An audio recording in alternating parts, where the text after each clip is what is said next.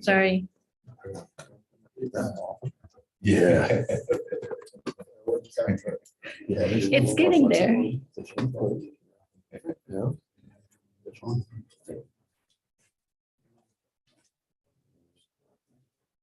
Okay. Got it.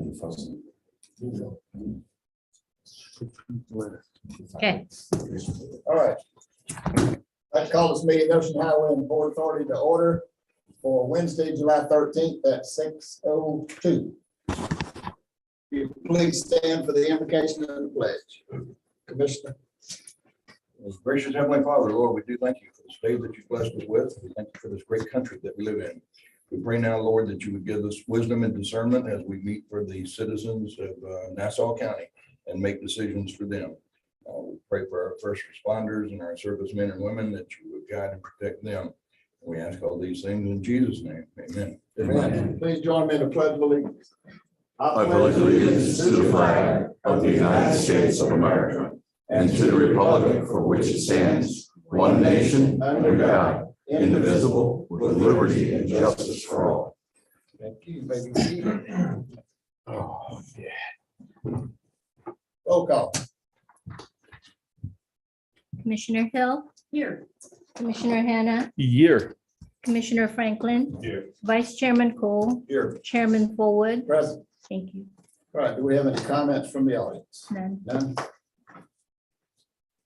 All right, first thing on the agenda we want to go to is the approval of the minutes for June 8th and July the 7th. We can separate them or approve them all. Let's see, actually, we need to separate them because I've got a couple of things. Let's take June the 8th first. Need a motion to approve. I made a motion to approve them. You said you have something you want. Yeah, but I'll get into it.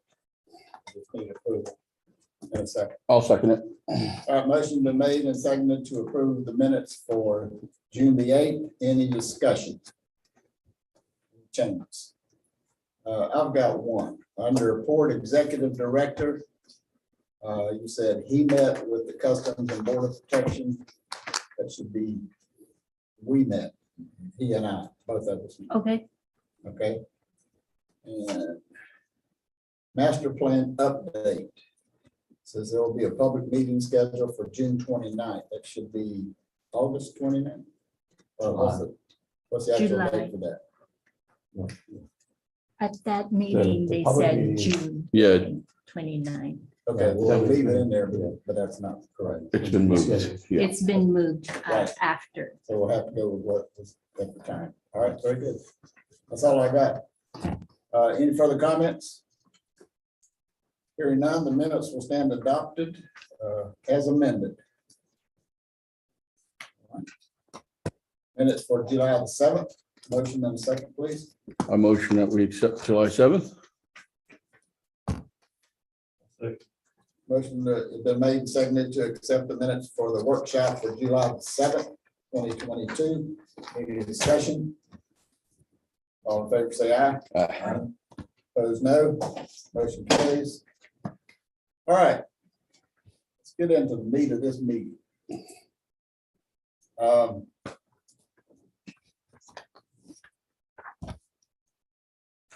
There's been some activity at the port.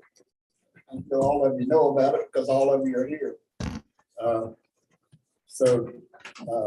Chris, if you would like to introduce Butch and Terry and the rest of the guys for us, and I'll let Butch come up or Butch can come up here and introduce everybody if you'd like to. Yeah, absolutely. Yeah, come on up and you can use the podium right here. She's got your presentation. Just need to let her know how you want to work that. Absolutely. So my name is Butch Gilbert. I'm with Savage. I've been with the company for 19 years. I've had the opportunity to start up and fix it person for about 18 and a half of those years. So been around the block a few times on these startups. 2 years ago, I had the opportunity to start up the Carolina Marine Terminal. up in Wilmington, North Carolina. It's a dry bulk facility. We handle all different kinds of fertilizers, salts, aggregates through that facility. And I'd also like to introduce Jared Larrabee. He's with us here tonight, and Terry Fleckner. Jared, would you like to just quickly? Sure, yeah, Jared Larrabee, also with Savage. In this case, this is a joint venture between Ridgewood and Savage. It's a transportation infrastructure partners. And we're just excited to be here, to be part of the community, to be working with you guys. And what's your title? Oh, I'm sorry, I'm over strategy and engagement. Okay. Terry, please. Good evening, thanks for having us here. I'm Terry Bleckner. I'm the Senior Safety, Health and Environmental Manager. Been doing that about 30 years, been about 6 years with Savage. Certified safety professional, and looking forward to continuing to improve and operate safely out there at Potomac. Thanks. Yeah, so as Jared mentioned, this terminal was purchased through a JV called Transportation Infrastructure Partners. That's made up of Ridgewood, who is one of our investors in the JV. They're a 50% partner, along with Savage. We're the operating partner. Savage, well, if we want to roll on. here. Terry, if you want to come up and operate the, or somebody. Sorry. Sorry, I can. Everybody gets part of that. Yeah. Thank you. So this kind of shows down the structure, transportation being the mother company, Ridgewood being the investors. Ridgewood has about $5 billion of investments. As we go through the slides here, you'll see that they're heavily vested in other marine terminals, rail. They have private airports, municipalities that they invest in. They've got many operations here in Florida, as well as Savage. So Savage, we've been in business for 76 years. Started by 3 brothers, Kenneth, Luke, and Neil. They had a 2-ton flatbed 1946 International truck in American Fork, Utah. And the 3 brothers every day jump in the truck, drive over the mountain range into coal country, and they'd shovel coal onto that truck. And they'd come back into the American Fork community and shovel that coal off into day bins for home heat. And they do that twice a day. And today, our company, we've grown to about 4,500 team members across North America, Middle East, and around 250 operations.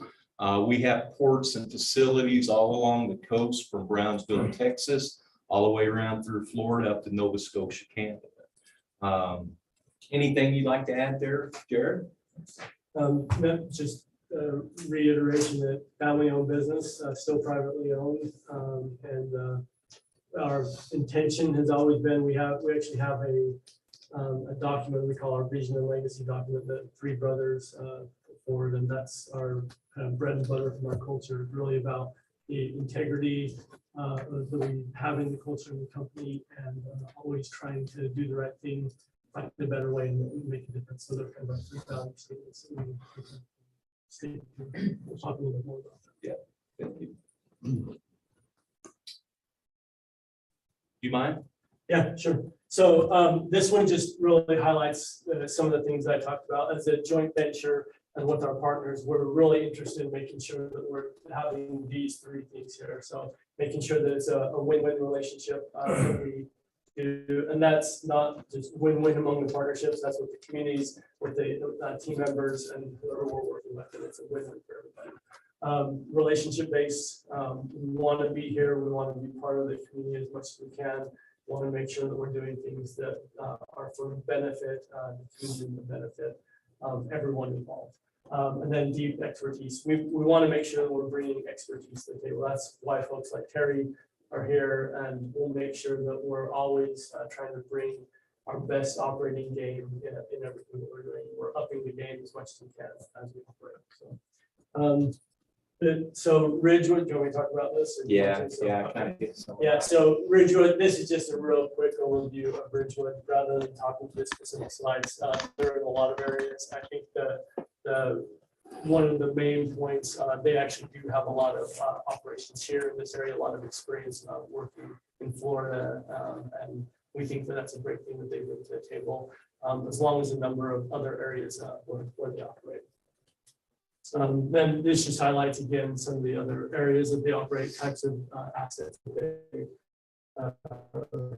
where they invest in. And Butch mentioned the Carolina Dream Trail. That's this one right here, where we're operating there. Savage, I think Butch hit on this to some extent, the values-based organization. He mentioned the truck. That's actually a picture of that first truck. Some of the team members of the company found the truck in a field years later, restored it, and then gave it back to the family as kind of a gift of the 50th anniversary. It was. So that sits in the lobby in our building in Salt Lake. While we're based in Salt Lake, as Butch mentioned, we have a lot of operations in coastal areas and outside of that area, 200 operations. The vast majority of our teams are not in Utah. They're in a number of operations around the world. So, around North America and a few in Saudi Arabia. As I mentioned, founded on integrity, hard work, and fair dealings, and that our values of do the right thing, find a better way, make a difference. We are proud of the work that we do, and proud of trying to do that in a way that makes sense. We've won some awards for our ethical leadership. We've won some awards for international business work and the things we do in that area. We've won some awards for our military friendly. We have, I believe at one point in time, the last I checked, about 20% of our team members are military veterans. We're strong supporters of vets and the skills that they learn, and want to make sure that they are brought back into the workforce and have the opportunity to be successful in the work they do. We found that their skill sets got really good for the things that we do, the safety, following procedures, all those things work really well. And we're focused on making sure that we're giving back to the community. We have some different funds. We have one fund called Savage Cares, where we try and give things back to the community. Every year we do I'm not even sure what you call it. So the top leaders in our company, about 300 of them will go to a training that we do. And we do that in different locations around the country. It's always in a different location. And as part of that, we always do a service project in the community. So bring about 300 people, plus their guests or a spouse that they bring with them. And then we'll go into the community and do a service project. We've done those all across the country. So that's a core piece of what we do. I don't know what you've done at that one at Nashville, but I cut down trees and drug them up the hill. Yeah, I In a park. did a little bit of that. We built, we actually just a few weeks ago, we were in Nashville doing that. So cut trees, built benches, put together machinery, all sorts of stuff for a park, and then different areas. Yeah. Anything else? No. Okay. Yeah. So this is just kind of an overview of some of the areas we work, some of the things that we do. I think this is what I would maybe highlight, our purpose statement. We enable our customers and partners to feed the world, power lives, and sustain the planet. So if you look at everything that we do across our business, we are 1 or 2 steps removed away from the consumers, back making sure that things operate smoothly. So we have a very large agriculture business that is out doing work, getting grain and then moving that to various parts of the country to be milled. We do a lot of the Biscoff cookies. So our grain goes into the mill goes into Biscoff cookies, goes into Cheez-Its. Basically, if your kids like it, we probably have something going into there, and it has flour in it. We have products going into there, and then we move a lot of grain down to Mexico as well. The Power of Lives is really about the infrastructure that helps to make things move. So whether that's inside refineries, inside chemical plants, or plastic plants, we do a lot of work inside those areas, primarily in the Gulf Coast region. And then the Sustain the Planet, we have a large business that is environmental remediation and cleanup type work there. So and we actually have a couple of operations here that do in our environmental business. And then we have another on the other side of Florida, we have a sulfur terminal. We run a sulfur vessel back and forth between the Gulf Coast and Florida. These are just some of our customers and clients. So yeah, I forgot Kellogg's. So cereal, also things that your kids eat. So some of our clients, really some of the largest customers out there. And our whole goal is to make sure that we're serving them in a way that they want to do repeat business with us over and over again. So, and they're all based on long-term relationships. Our top customers over a decade, and getting close to 2 decades that we work with those customers. We try to do that always with our customers, is building those long-term relationships with them. So these are just lots and lots of words on the page, so I won't read over that, but just some examples of different facilities where we operate. We mentioned the Sulphur Gulf Terminal, International Pier, that's up in Canada, one of the terminals there, and then the Sasol plant, that's a plastics plant, I believe. Yeah, the International Pier was one of mine. I had 2 up in Nova Scotia. So really try and work. This is the type of operation that we love. It's the type of operation that we think we can do really well at. We have really solid procedures, and a lot of times people talk about the McDonald's way that you get, a hamburger at the end that is the same no matter where you go. We have our own systems, our own operating systems to try and make sure that you get a very consistent and safe operating result at the end of that every time. But that's what we're focused on, is making sure that it's operated safely, operated in an environmental responsible way, operated in a way that brings benefits to everybody, and that keeps both our team members and the communities safe, and that we're doing work that the customers can go. And then you're probably better to talk about this one. Yes, I've been waiting for this one. This is Carolina Marine Terminal. This was our first venture with Ridgewood, and we built a very strong partnership, very strong relationship. We've become very aggressive in growth and acquisition. So you can see we've got a 400-foot dock there in the causeway. We've got 5 large domes. Rail access, we can load by rail, we can load by truck. We've got about 62.5 acres there, and we're probably, I'd call it today, at about 55% capacity, with a lot of room for growth up there. And there's the one thing that really drove me to see interest in Fernandina is customer sharing. We have customers in North Carolina that would like to expand, and we've already spoken to customers in Fernandina that would like to expand north. So it's a great opportunity to share customers. Yeah. I think that's it. So, are there any questions you'd like to ask us? Yeah, I'm on open floor for commissioners to ask any questions you might have at this time. They're thinking right now. Can you tell us a little bit about your public infrastructure experience or board experience? Yeah. Yes. Oh, go ahead. Yeah. I'll fill in color. 2 or 2, and then I'll help out. Okay. So the Carolina Marine Terminal is one of those that we have. We have a number of terminals that are on portside, portside terminals that we operate with. Operating specifically with a public terminal with a commission like this, we've only done that a couple of times. So we've got some experience in that, but not, I wouldn't say decades and decades, but we've got some experience with that. So where was that? We've done that in Washington and in Chicago. We've had some experience there as well. How did it go? So, Is that just active business or is that just prior business? prior business, Okay. prior business, yeah. So, About when was that? let's see, probably 8 years ago was most of that. And that's on the Savage side or the? Savage, yeah. And Ridgewood has more of that experience. So many of the public facilities that they operate many of the facilities that they are invested in have public aspects. So we partner with them on all that stuff. Yeah, and Ryan, the guy that leads the charge for Ridgewood's very well versed in that, very well versed. Do you have experience, so like with Florida public entities? Yes, yeah, with yeah. Yes, absolutely. A number of their facilities here are public entities, so the majority of them. Yeah, they got 2 container. Yeah, so yeah, a number of those that are listed down here. Facilities.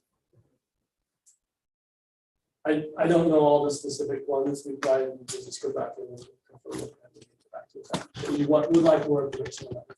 It's only because Florida is just so unique in terms of open records and transparency that it's very onerous to comply. Yeah. And there are often pain points, and we have contractors that have a lot of experience in that space, and they sort of, they expect it. And then there are some contractors that come here from out of state, and it's almost like, starting from scratch. So, Yeah. and that has been a pain point for us.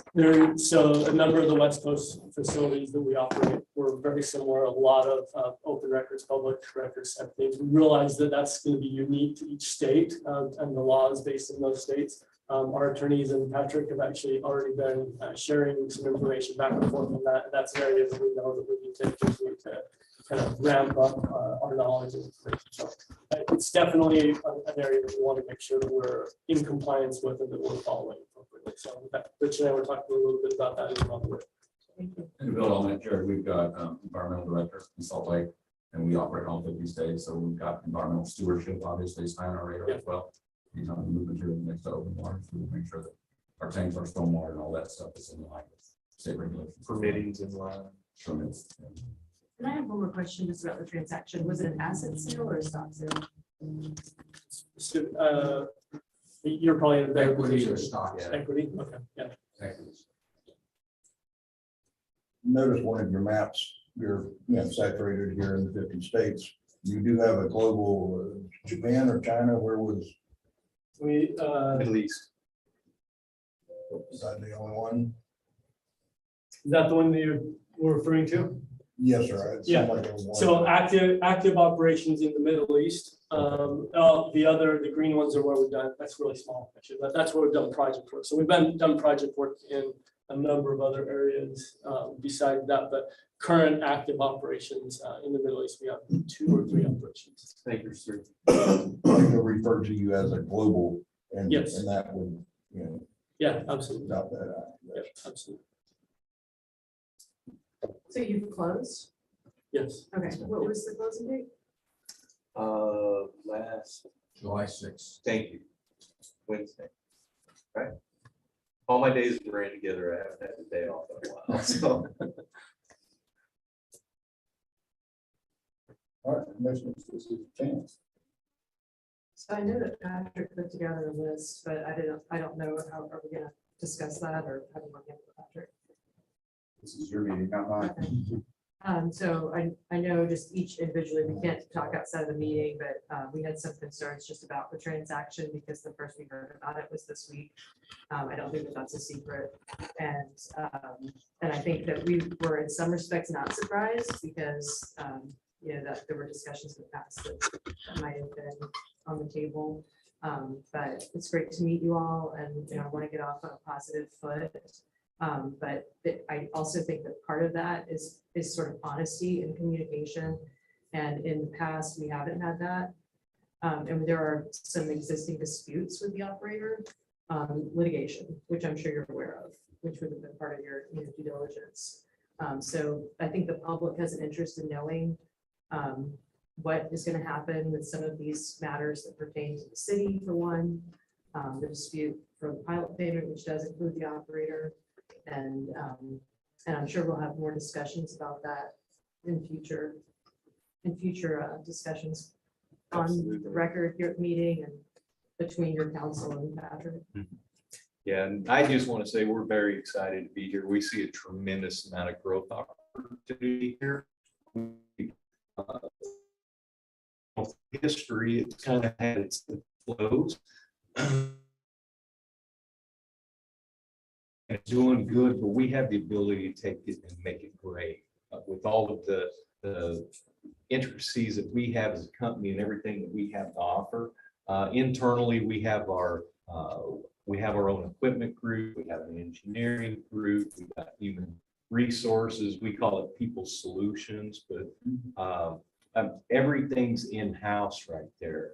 The team members at WWT will transition over the course of the next, call it 60 to 90 days to Savage team members, and they'll get our benefits. We're pretty solid. We have a very deep safety culture, as Terry's mentioned, and the operator that was currently operating was operating safe.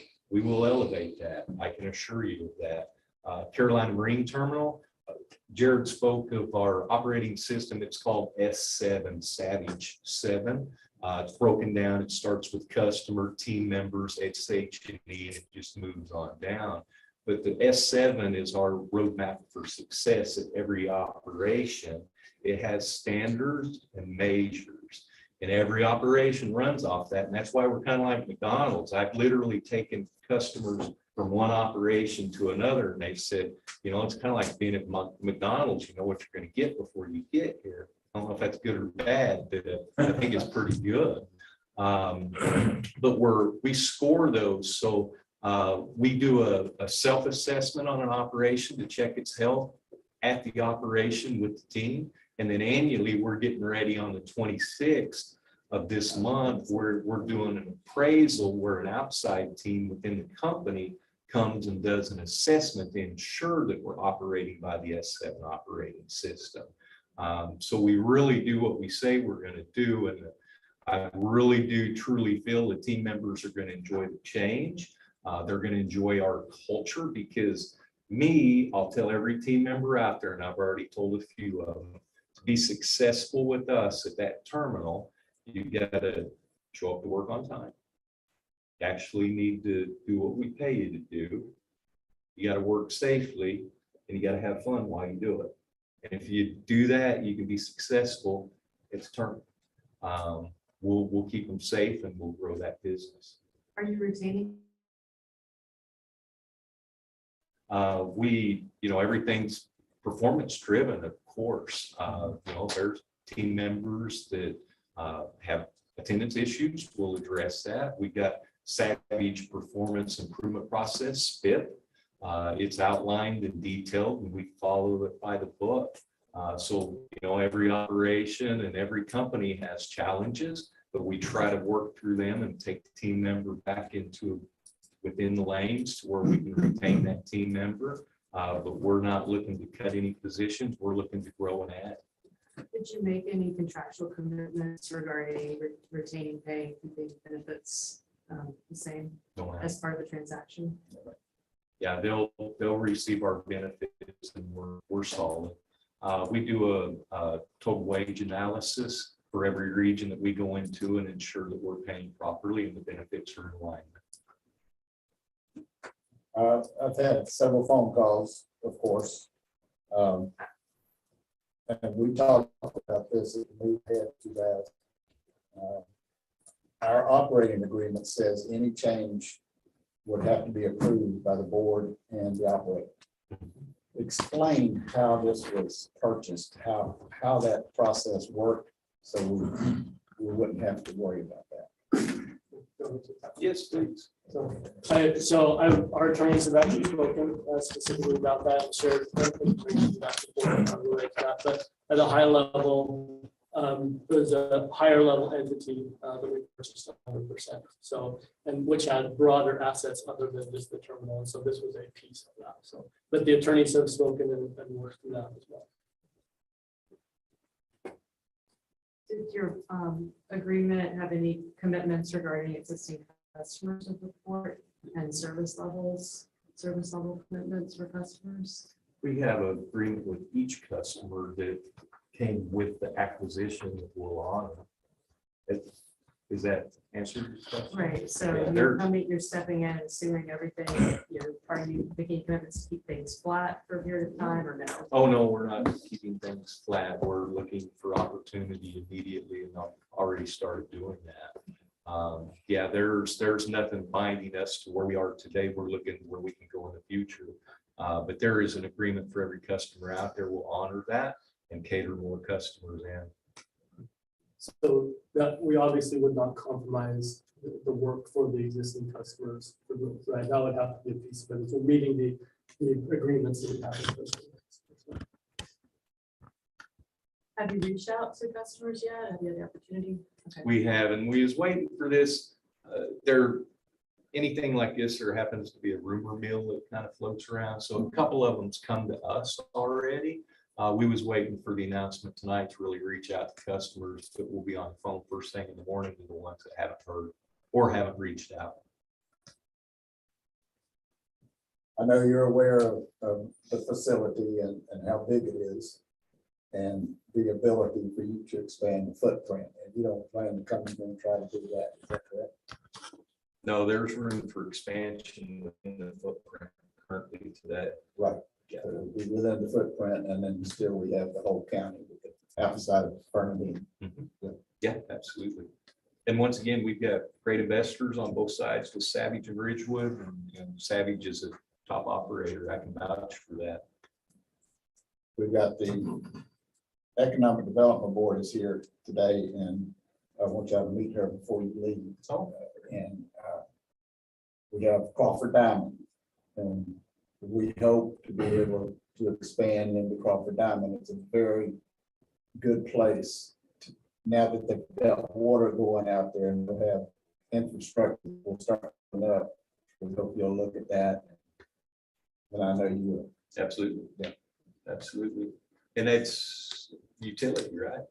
Yes, Yeah. water and utilities, right? The one slide there with Ridgewood shows their 650 acre solar farm there. Yeah, already. Now, when we have a question or a problem, what does it get solved at? Here in Fernandina? I'm your first line of Alaska. defense. Absolutely. I'm the one that you want to call. And if for some reason that I can't get us to where we want to go, then we've got support through Jared and through our team in Salt Lake City. So you're gonna be here at our facility for so long, for how long? I'm afraid you're probably kind of Stuck stuck with with me me, for okay. quite a while. That's all right. I'm still gonna have oversight over Carolina Marine Terminal. But we've had the opportunity to build a very good team up there over the last 2 years. That place is on rails right now. Strong management. And so, my commitment right now to this terminal is about 95%, 5% for CMT. Whenever there's something that needs my attention, I'll address that. But I'm actively seeking residents here currently. I'm not going to buy a home, but I'm not going to live in a hotel for the next 5 years either. So I'm looking around and I found how challenging the housing market is right now. So it may be a hotel for quite some time. Is that where we got our cranes? Next door. Yep. Yeah, It's next door. It's in that area. Yeah. Yeah, they're about a half mile upriver from us. They're our neighbor. All right, and are y'all working on any barge traffic now at the Carolina Port? No. Okay. No, we're doing some in the Mississippi, right? Still? Yeah. And we're looking at, we've got some other terminals that we're actively engaged in seeking right now that are working. So Tell us how Mr. Rigucci fits into the plan right now. Mr. Gucci has been retained for the next 6 months as a consultant. So if you guys can understand, that's a pretty big deal. And for me, it's a warm fuzzy blanket because when I took CMT over, it was at the highlight of COVID. Actually, Terry Fleckner and myself was standing there looking at all the team members day one, and it was just us there and day one. So this is a kind of a breath of fresh air and gives me a little crutch to where makes me feel much more comfortable, I can say. But yes, sir, he'll be here for the next 6 months assisting us. But we will have any questions and any answers we need, we'll come to you. You may, yes, sir. And we'll work through. If I don't know the answer, Chris will help me.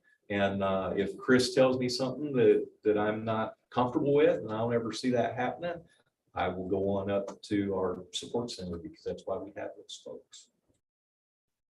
Now, how many ports do y'all have at the state of Florida? About 3? Ridgewood, from my understanding, has 2 that they've invested in.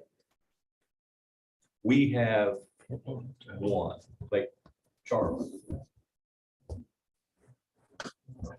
That, You know, Tampa, Tampa? where the sulfur comes from Galveston. Right, yeah, it's the largest molten sulfur vessel in the world. We operate that, crew it, and it just goes back and forth from our terminal in Galveston here to Florida. And then we've got, of course, some enviro sort of operations here.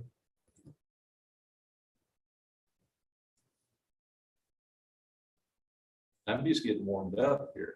Yeah. So was the bond trustee notified of the transaction? That one's above my pay grade. Yes, the answer is yes. Okay, so why did we not get notice at the same time? That's the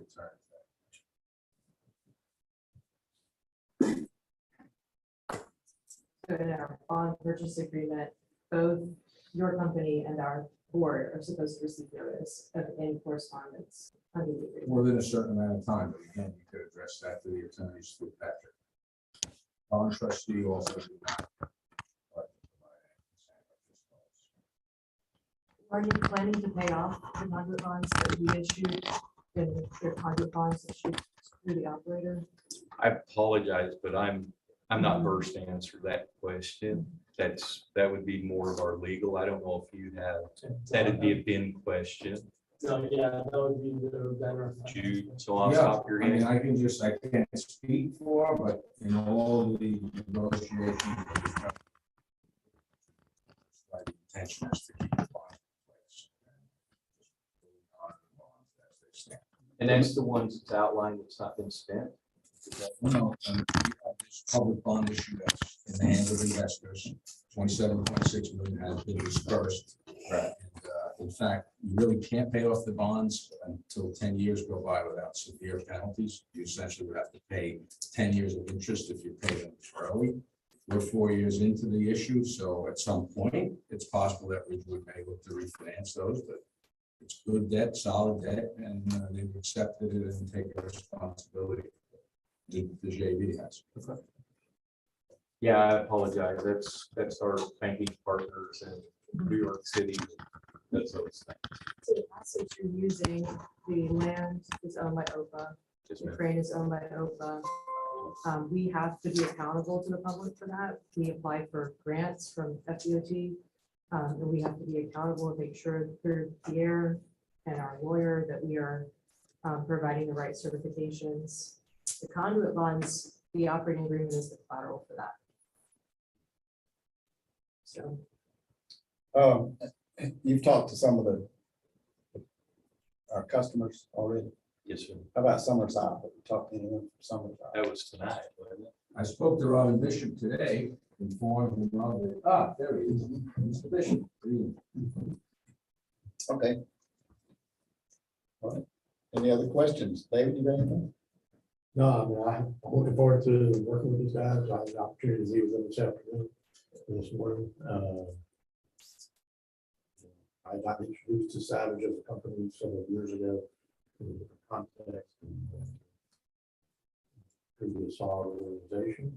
Looking forward to moving over. Patrick? I just wanted to let the board know I had talked to I think it's Deputy General Counsel in Utah several times over the last 48 hours and discussed a number of these topics. Posed questions, asked for information. We talked about Florida and public records, and I actually provided him with the Government and Sunshine Manual today. They are looking to find someone local on the legal side because of where they're located. But I have asked some of these questions. We are going to get additional information. First time I heard about it was from them directly on Monday afternoon. So, we're asking the questions that we need to ask. So then we do plan to meet, I think myself and David and the chairman with these gentlemen and maybe someone from their legal team. So we're going to work on scheduling that as well. Any further questions? Here, you got anything? Thank you very much. We're very excited to be here. Thank you, guys. Appreciate it. Stick around. All right. I think that's all exciting news. All right, we'll move on now to the port attorney report. Thank you, Chairman.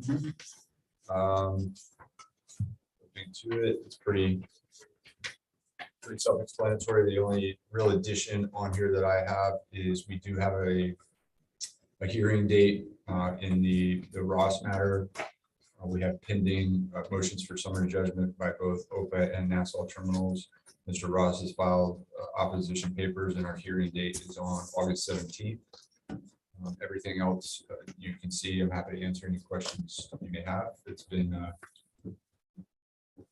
nice and quiet with David on. He's, I think, fielding most of your questions now instead of me, so that's nice. Taking a lot of stress off me. Likewise. So happy to answer any questions, but you know most of this is pending litigation. So. And I have not heard back from the city on the sewer line thing. I keep asking them about, they wanted to re-video it, and it's been months. I emailed Andre a couple weeks ago and no response. Okay. That it? Yes, sir. Very good, thank you. Port accountant report. Pierre, you're up. So you should have a copy of the financial report. Yes. Package. June financials. Received the ARPA reimbursement, which we spent on the master plan. On the first invoice of May, we haven't received another invoice yet, so I'm expecting that. So it's been May 15th, was the last time we received an invoice from that, and I would expect that sometime here in the next few weeks. So, and on the financing side of that, obviously we're waiting for the first reimbursement from the master plan grant. David may have some more insight on where we are on. I'm assuming that you will do that, what they need last week. So yeah, so remember, obviously, on the master plan, the DOT wanted very specific deliverables before they would issue us. So we're trying to make sure we have everything they need so that we can, that's a $45,000, 50% match we're waiting for. So hopefully everything's in progress, and we'll check with them. We check with them regularly. Everything's in process. So and this week we'll be doing another ARPA grant reimbursement for the wages. So and that one will be for 3 months. So so that will go out, and we'll get that one hopefully sometime in mid-August. So that's it. Okay. Any questions about the financial report?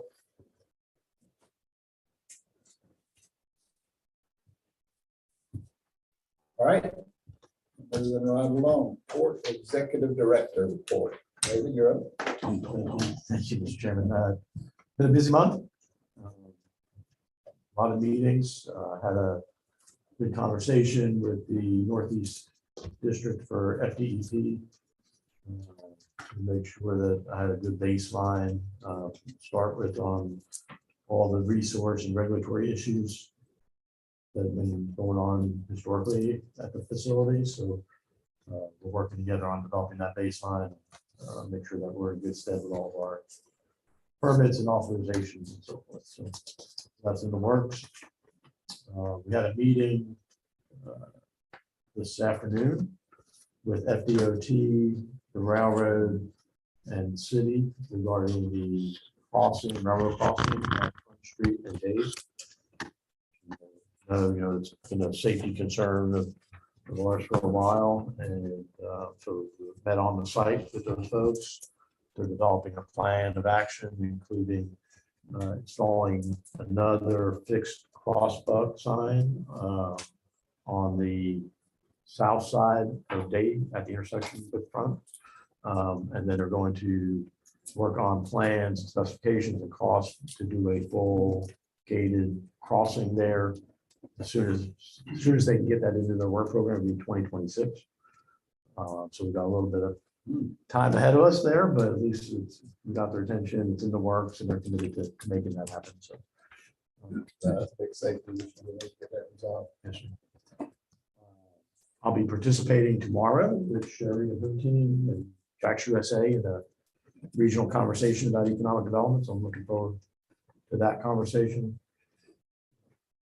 I'll be meeting with, along with the chairman, with the leadership from Jacksonville CDP office on the 21st to share with them where we are with our master plan and understanding better their requirements, particularly on the IT front, but also with the office itself. So looking forward to that meeting. We're continuing to work on the master plan. We've got the first community open house scheduled for July 28th. It'll be in the evening at City Hall. It'll be conducted, if any of you have been to a FDOT open house for their projects, it'll be run very similarly, where we'll have boards set up around the room and opportunities for the public to come in and meet with the consultant team and ask questions and provide feedback. So that'll be on the 28th, and the next stakeholders That meeting. starts at 6 o'clock. 6 o'clock, yeah, in the evening, yep. And there'll be all public notice on that. There'll be the next stakeholders meeting is on August the 10th in the afternoon before our commission meeting. That'll be the second stakeholders meeting. We hope to have by that time a draft of the master plan for them to at least begin to look at. What time is that one on August? I'm sorry. The August 7th, I believe, is at 3 o'clock. 3? That's just for the stakeholders. Stakeholders on. So the chairman will be representing the commission at that meeting. I plan on taking a little bit of vacation from August 30th to actually from July 29th to August 7th for a week, but I will be reachable by email, by phone, by whatever means necessary. And then the last thing I have is the Florida Ports Council and ESTED Council are having their annual meeting coming up August 30th through September 1st down in Key West. I would like to be there to represent OHPA. It's probably going to be about $1,000 to cover travel costs. So I'll need some authority from the commission to make those reservations and commit to attending that meeting. Fine. Here, we got the money to send you. We'll figure it out. So the master plan, we have the money. Yeah. I mean, obviously, the master plan is putting a squeeze on the near term. How fast we can get our reimbursements, obviously, which is something to wages versus the master plan spending. Well, I don't think you need it in advance. No. You can go to wait for it. So we need representation. Yeah, absolutely. If Mike would have gone, or I would have gone, so. Yep. I think we're to, okay that for him to go. Yeah. Well, it's important. Okay, You need to formally approve that. Huh? I'm sorry. So what's the budget for the year for travel? We've already exceeded that. in the one That I did already. But, So we're gonna have to come back with the budget amendment. Obviously, we have the ARPA funds, which are giving us a lot of flexibility. But remember that the master plan is the first, between now and October, November. Essentially, it's 30,000 a month for the master plan. So, certainly $1,000. We'll have to come back whether amend the budget anyway. Expect there will be more travel for the rest of the year. So I don't understand like that. So obviously the new fiscal year When is that starts meeting? October 1st. It is August 30th through September 1st. Okay. I'll make a motion that we approve that. Approve this travel. Pierre, do you want to set it up through a budget amendment first and just have that be approved, or do you want? No, they We need can to do formally that. approve the trip. We will amend the budget to, so it's, you're approving it for $1,000 or $1,100 or 1,200, whatever. The maximum budget. You know what cost will be yet? It looks like between the airfare and the hotel, it's about $900. Never take a motorcycle there. I'll fly in and take the Uber to the airport, or to the hotel. So I think you What approve is it for What is the $1,200. meeting for? I'll make a motion that we approve $1,200 for the travel. I'll second that. Motion made and second to approve the travel for David for Florida Courts Council for $1,200. All in favor, say aye. Aye. Opposed, no. Motion carries. On your way. All right, Chris, you're up. Tonnage report.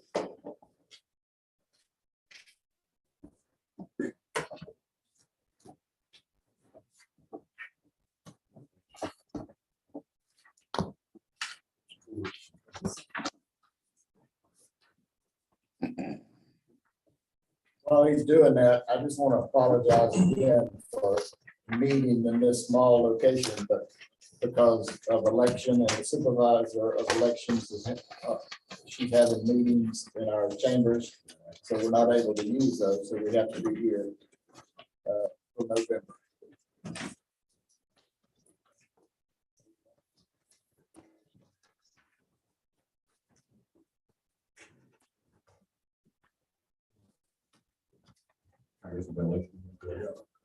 Yeah.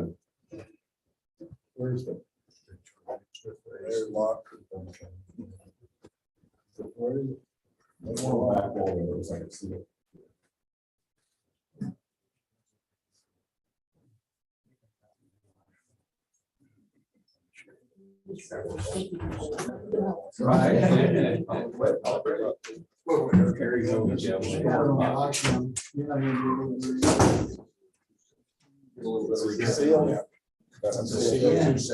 Oh. Make sure you bring that to their attention next time. There's some air in here. Okay, go ahead, Chris. Good evening, Mr. Chairman, Commissioners. Good evening, Chris.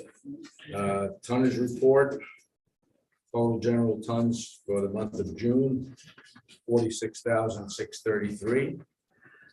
Significantly up from May. And by now, you're all familiar with the ebbs and flows of how certain ships fall in different months. But total tonnage to date is 240,200 tons, which we're running a healthy 51,700 tons ahead of year-to-date last year, which is about 27% ahead of last year. You can see we had 15,000 tons of craft linerboard. That was 2 ships. We had a lumber ship, which is the second one this year. We're running at about 1 lumber ship per quarter. That's dimensional lumber, plywood. I'm sorry, dimensional lumber, 2x4s, 1x. That comes from Sweden, but a different customer than the 2 different Swedish wood pulp customers. We had some hangover plywood from the previous month. We had a healthy dose of wood pulp, 20,000 plus tons. Both customers delivered wood pulp by their different ocean carriers in the month of June. And that kind of summarizes the month. You can see at the bottom the rail car totals, average trucks per day, dockage days, and 9 vessel calls for the month. Any questions? Questions? Go ahead. No questions. Okay. You're going to talk about the Amber Star? Sure, I can give you an update. The vessel is still alongside. We are still under a salvage operation, removing the waterlogged plywood and MDF, which if anybody knows anything about MDF, it basically turns to mush. Thank you. That's been slow going. We're almost to the bottom. We think by Friday, we should finish discharging that particular cargo hold. And then all of the inspectors will get a chance to do their final inspection of the inside of the hold. There's been inspectors and supervisors and surveyors there all week. It's a very slow operation. And unfortunately, the Coast Guard has not, is requiring that we finish discharging the damaged cargo and hold number 5 prior to starting to work again on hold number 1 and number 4, which has undamaged, unaffected product. There's no determination as to the cause of the fire. Obviously, having the cargo in the care, custody, and control of the vessel at the time of the damage, that responsibility is going to be on the vessel operator. Although we're fully insured for any anybody that might try to come against the operator. We don't anticipate that. And other than that, the other operations are proceeding. We're in the process of finishing up the discharge. Break bulk vessel of Yucatex material, which is a palletized material from Santos, Brazil. We know it as hardboard or pegboard. That's about 8,000 tons. That's being taken off-site to the Yulee warehouses because there's no space at the port warehouse. And we will finish in time, Mr. Bishop, to get your vessel in on Friday for a discharge and load, and we'll have you out by Friday. That's our commitment, and we'll make sure it happens. Tell us how all the water that was pumped into that ship is handled now, to getting it out and where does it go? Right, the vessel had a national environmental consultant, which was called in to respond. They brought those green frac tanks that you see on the dock. And what they've done is they've pumped the water out of the cargo hold into those tanks. Those tanks get full. They bring tank trucks in, pump off from the frac tanks, which are sitting on the dock, to the mobile tank trucks, and dispose of the material in an appropriate place. It's basically just water and some firefighting foam or lotion that they mix in. And it's not considered hazardous, but it's being handled very professionally, and the Coast Guard has approved this plan for handling the liquids. And nothing from that ship went into the river. Absolutely not. Okay. All right. Any questions for Chris? Only because you mentioned the Yulee warehouse, is that conveying with the asset sale? Yes, all of Worldwide Terminals Fernandina's business, which includes significant business other than the port, but actually is all operated in support of port operations. For instance, our throughput is higher at the port because we've been willing to take on those off-site warehouses, and we have someplace to take the cargo. If I had to be confined to the warehouse space at the port, we would never have had the Yucatex customer. So I don't. Friendly road as well. Friendly road as well. All of Worldwide Terminals assets. Any I have- questions? I have no updates on our community. Okay. And I'm going to ask Right. Butch to come and talk to you about the hurricane plan. And Ray Nelson's also here, but let me just say quickly about the transaction. I think all of you agree that no one has more blood, sweat, and tears into the success of this port than myself. We started here 4.5 years ago, and I thank each and every one of the commissioners and commissioners past for working together in partnership. And for the most part, we've had a great relationship. We've grown our workforce from 30 people to 70 people, 4.5 years, more than double. And we've really got a lot of momentum going. And I have to say that from the bottom of my heart, I can say that this is a great day for the port. This transaction with these world-class players that we have, with not only expertise, but incredible financial resources, are exactly what the Port of Fernandina needs to go to the next level. It's exactly what our employees, now officially known as team members, need to go to the next level. They have resources to look at other things in the county in partnership with OHPA, like Crawford Diamond. And so, it's difficult to do these transactions. We try to be as transparent as we could. And if anybody's upset about that, we apologize. But at the end of the day, this is a great day for the port. And I hope that's the takeaway from tonight. So thanks very much. It's been a pleasure working with all. Thank you, Chris. We appreciate it. Thank you. What you want to talk about the hurricane plan? Yes, sir. Maybe we want to do security next. So we have in due diligence reviewed WWT's hurricane plan, and it's solid. They've got a good system there on how they operate that. We just because of the size of our organization, we have more luxuries. So we have a hurricane and storm team that's mobilized. There's people within all of our, a few of our operations that form this team. And so what that means is it's 72 hours of an imminent direct hit, a hurricane, say to Fernandina, that activates the storm response team. So they're on the phone to me to pull out my right desk drawer and activate the satellite phone in case we lose any kind of communications. At that point, we have 2 trailers staged in Houston because we have a very large presence in the Gulf area. Those trailers are equipped with a couple dozen 8,500 watt generators on each one. There's chainsaws, we've got shafts to protect the team members, the shields, we've got shovels, we've got rakes, we've got everything to clean up after a hurricane.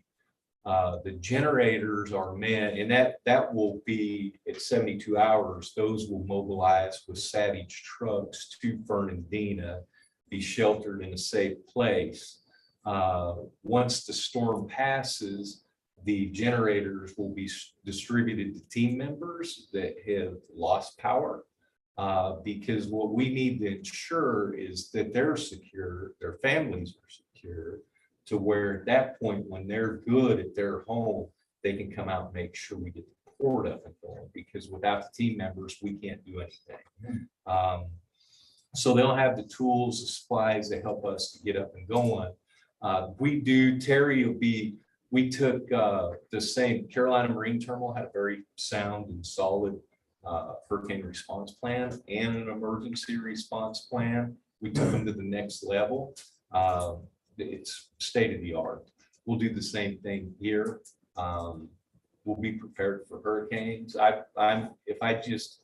You guys seen the little tropical storm that spun up overnight right by my hometown? So I'm sitting there on Friday night, and I'm a weather buff. So I'm looking at my app and I'm like, look at my wife and say, oh, main best just popped up. And so I got up the next morning and I got the alert tropical storm. So I called the team, hey, we're in storm mode. So the team went out and we knew it was just going to be a puff at the best, but we still went out, ran through all the procedures, ensured everything was high and tight. Then you can go home and sleep well and see what happens. So I can assure you within just a short period of time, we'll transition that hurricane response plan to a better. Mr. Chairman, I've asked Butch and his team, on an annual basis to provide an update and brief prior to hurricane season next year. We're a little bit late getting it done this year, but I think it's something that we need to always keep in front of our minds, living in Florida. And sometimes, we're not the ones that take a hit, but another city is, and they look to the other ports to help get it to help in that response for recovery. So it's important that we stay on top of it and that the community understands that we're on top of it. So You'll have that before the end of this hurricane season and hopefully before peak. That one's going to be, it's not just something that we do by nature. It's something that our leaders of our company will ensure we have done quickly to where this one's high and tight as well. ready to rock it. Okay, any questions? Thank you, sir. Thank you. This time, Ray, if you would you come up and I know you've got some things you want to say about how things were handled with the fire department and all those people that I know you and I talked and you were really happy with. This is Ray Nelson. He's our Terminal manager. Terminal manager. I'm sorry. He's our terminal manager. And facility security officer. Yeah, security FSO officer. Yes. I got the call about 11:53 PM on the 26th of June from his brother was monitoring the Coast Guard radio and heard an announcement vessel at the port. So he immediately called me, and I called our security officer and had him rotate one of our patrolling cameras around so that we could see exactly what was going on. And his immediate response to me was, Mr. Nelson, we have smoke off the vessel. I instructed him to call the fire department, and then I gave Chris a call. I took off to the port and got there about 45 minutes after the first unit. The response time was about 7.5 to 8 minutes before the first unit arrived. So Nassau County and Fernandina Beach showed up. And the thing that I was explaining to Danny was, you got two different departments. What I found out was they were complementary of each other. They worked harmoniously together. This was a bad situation, and without their expertise, it could have been a lot worse. The crew, when I got there, was frightened because what they were doing was not doing any good. So they had a CO2 system on the ship, but the captain didn't want to use it. So that left the results to the fire chiefs to make up their mind what they were going to do to combat this fire. You couldn't see it. The only way we were able to know where it was at was thermal imaging. And they deployed that. And with a chief on board the ship directing the nozzles, they were able to flood that compartment and extinguish that fire. It took all night long to do it. But I will say this, everything that was in place at that port was executed exactly the way it was supposed to. My hat goes off to security. They made sure that the gates were open, that there was no delay in fire apparatus getting into the ship. We had everything on site that we were supposed to have, all the international fittings for the fire trucks so that they could tie into the ship system. We had all that ready for them when they got there. There was no delays, and that made a big difference, absolute difference. So I was just wanting to put that out, that our fire departments done an unbelievable job. The next morning, when we got everything under control, I went to the ship and asked the chief officer to come off. He came down, and I could see it in his face. He was frightened. And the first thing he said to me when he touched U.S. soil was, "Thank you for the fire department." He made sure he thanked us for responding in the way that we did to save their vessel. It could have been a lot worse.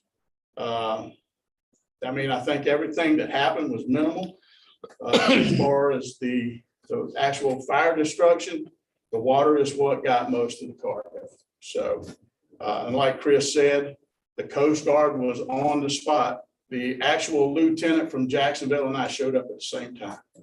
And they made sure nothing got in that river. We had a discussion and I said, no pumping anything into the river. So they blockaded that. They couldn't evacuate the whole, but they did bring in Moran Environmental to take care of that. So it was a great job by the fire department. Was at any time the public in any danger? Negative. They were not. Nothing outside of that number 5 hole was affected. The smoke was not blowing to the east. It was blowing from east to west. The picture that I was sent by the pilot clearly shows why security couldn't tell that there was actually anything going on with the ship. The crew never made the port aware they had a problem. They went out over the radio because that's their training. If you're on a ship, you call the Coast Guard, you don't call the locals. That's what they done. But once they made that call going out, and people do monitor the radio, the call was sent to us and we followed up with it then. But it was a great job by everybody that was involved. Any questions? Any questions? Guys? The one firefighter who was taken to the hospital, do you know how he is? I talked to Chief Silcox. Everybody was fine.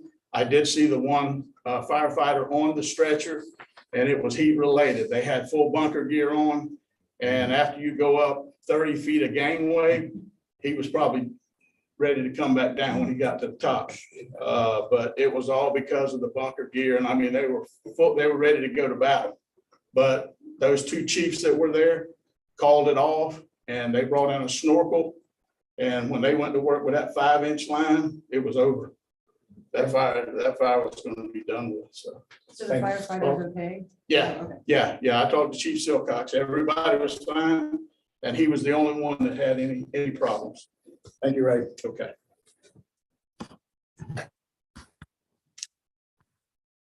David, I'm gonna go off the agenda a little bit. Go ahead and talk about security. So guys need to get out of here. So as you know, we went out with an RFP for the port security contract that we've had with Allied for many years.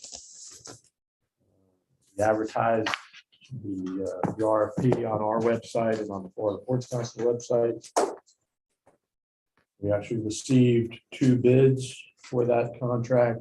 Unfortunately, one of them was received after the deadline, so it was considered non-conforming, which left us with 1 conforming bid, which happened to be from Allied Universal again. As you know, they've been in place for a long time. They've been doing a good job. The last time that they had their rates increased was back in 2018. So going on 4 years of no increases. They did send a letter to OHPA back, I believe, in March, requesting a rate increase, and that's, I think, what prompted OHPA to go out with the RFP to test the market. And actually came back in their proposal with a rate increase, but less than what they'd asked for in March. So, I think, it was good exercise to go through that process, test the market, test the rates. I think what they've offered is reasonable and particularly in current market conditions. So it's my recommendation that the board approve the contract with Allied Universal for 1 year. And then also subsequently authorize me to continue to work with them and negotiate renewal terms. Subsequently, that would then come back to the commission for approval. Motion to that effect. I will second it. Motion made and seconded to accept the bid from Allied and authorize David to negotiate that at the end of 1 year. Any discussion? All in favor, signify by saying aye. Aye. All opposed, no. Motion carries. Thank you. Thank you. Thank you, guys. Do you want to say anything? Hard work. Thank you. Welcome to stay around, or you can go home and eat some dinner. All right. David, let's move on now to Port Terre. You want to present that? Sure. So we had a workshop last week with the commission to review the draft amendments to the existing tariff, which frankly hasn't had major amendments made to it in many years.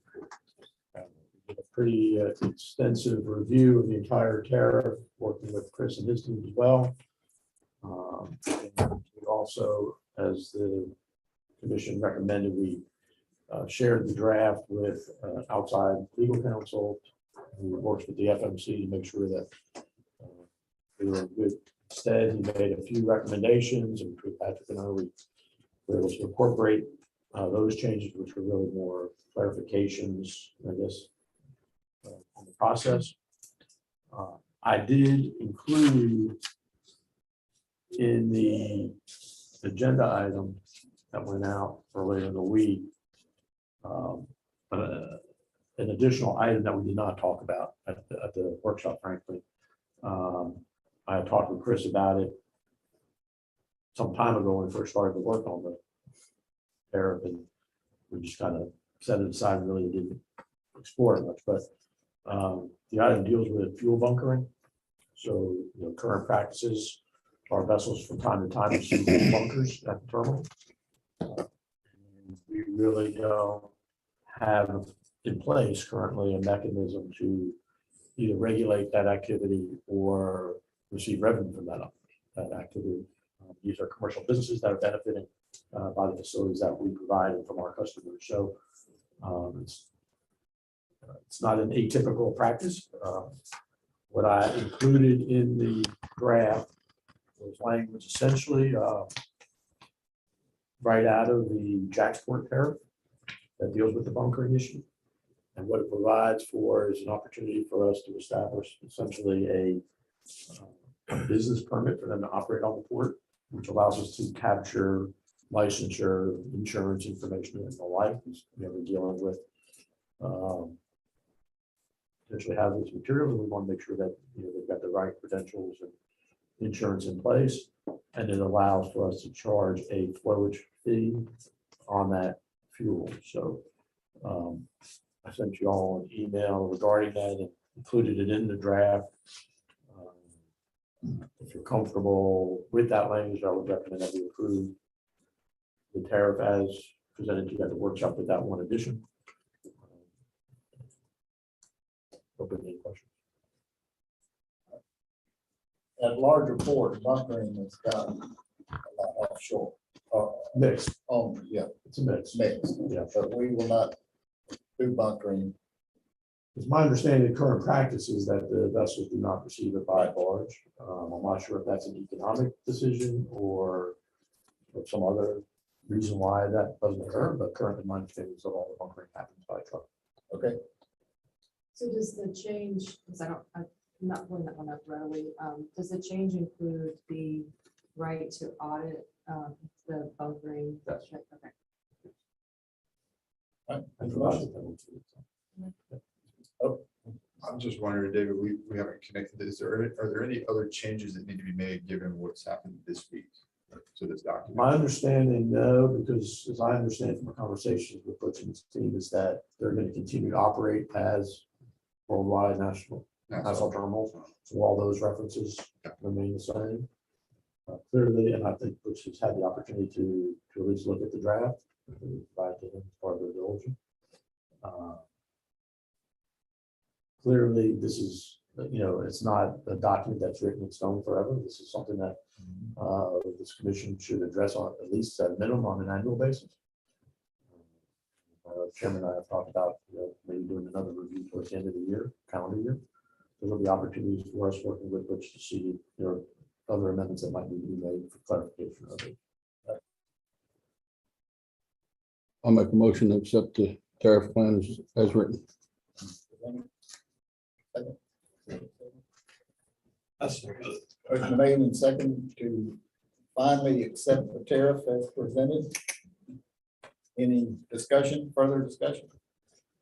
All in favor, signify by saying aye. Aye. Opposed, no. Motion carries.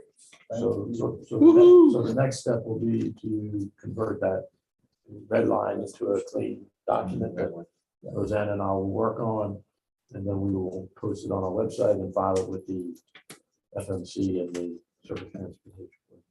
So do you want the resolution approved now? Or do you Sure. want it- So we prepared a resolution to basically to adopt the tariff that you just adopted, just so that it's all wrapped up in a tight little bow. So that should be on here.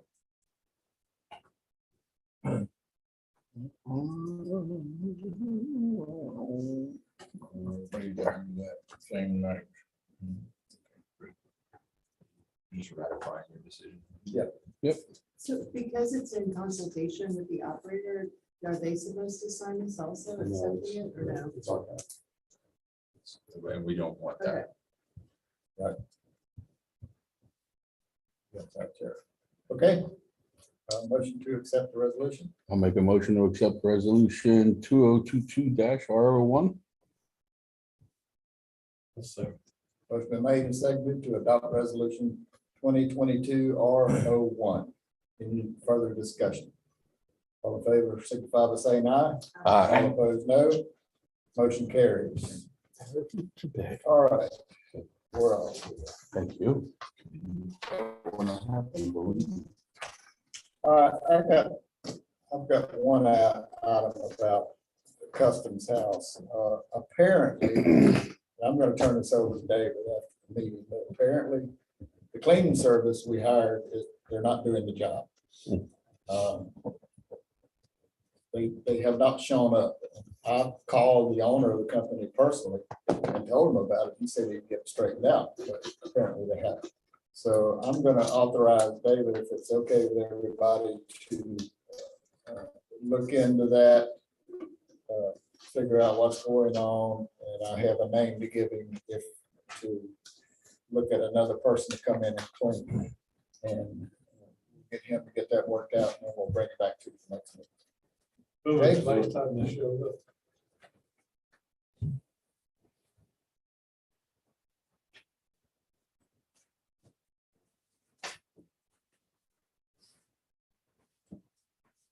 showed up on the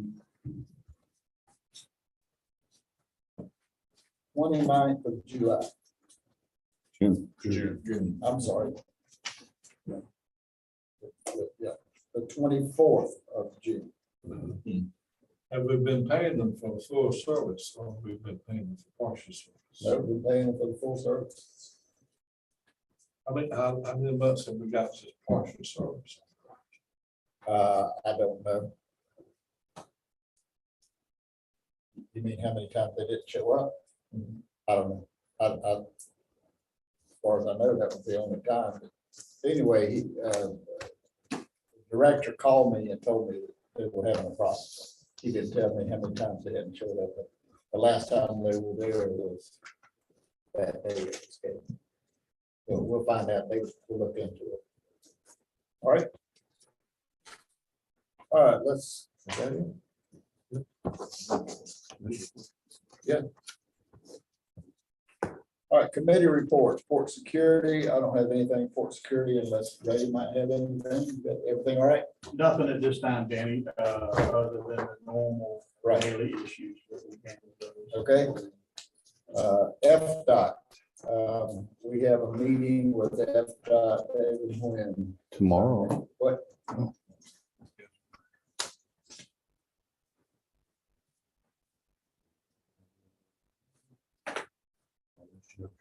Okay. He's already said. 17th August. Sounds about right. Yeah. Something more. Same days are here.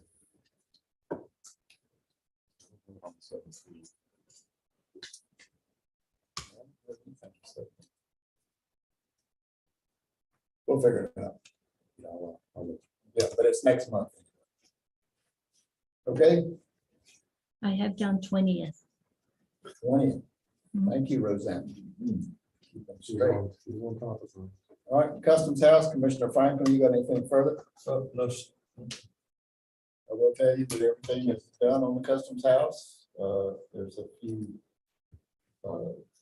small things that they're looking at, but it's been painted, all the windows are in. Right now, they're happy with the Customs House building. Corps of Engineers. Any I'm sorry. update on that, their IT request? We have a meeting with them coming up soon. Army Corps of Engineers, they're gonna start dredging, but it's not gonna be anytime soon. I got the current procurement list physically complete on Friday, July 14th, 2023. Hopefully we won't need to dredge before then, but they're starting to work on it. Design certifications go out Monday, November 28th this year. And from there's a whole list of things. So they are working on it, and we actually got it a lot sooner than some of the other places got theirs. So because of the meeting we have. All right. Emergency management or economic development, Commissioner Cole. I'd like to thank Sherry for being here tonight and to be a part of this and understand what's going on. This weeks ago, the governor came to Callahan and at the pig restaurant. We had a nice turnout for him, and he presented the town of Callahan a check for $4 million for the infrastructure for Crawford Diamond. So with that check and the one from BOCC and from Callahan, we've got enough to do what we need to do and get the sewage and water going out to Crawford Diamond. So bringing it all on board. How long will that take you? Have a date. Sherry, do you know? About 2 years. 2 years. Okay, very good. All right, at least we're starting now. Thank goodness. Emergency management, Commissioner Cole. Nothing to report at this time. TCC, Commissioner Hannah. Nothing to report this month. They don't have a meeting. July is the month off. TPO, Commissioner Cole. And I as well, no meeting this month. Chambers, Commissioner Hill. So the Leadership Nassau class graduated, and Sherry's classmate.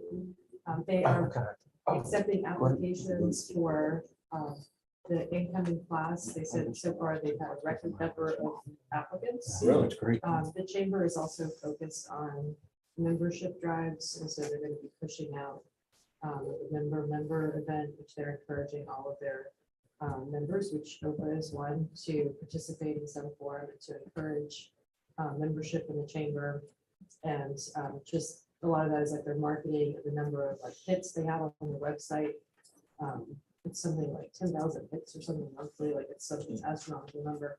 So they have a lot of exposure, but they don't have a lot of scope regionally. So they're hoping to, recruit businesses that have a larger presence outside of Nassau County as members. Good. City of Fernandina. So we have not met, we have something on the calendar for next week, but I have heard that the city has really appreciated having the opportunity to work with David and having a single point of communication. So it seems like there's a positive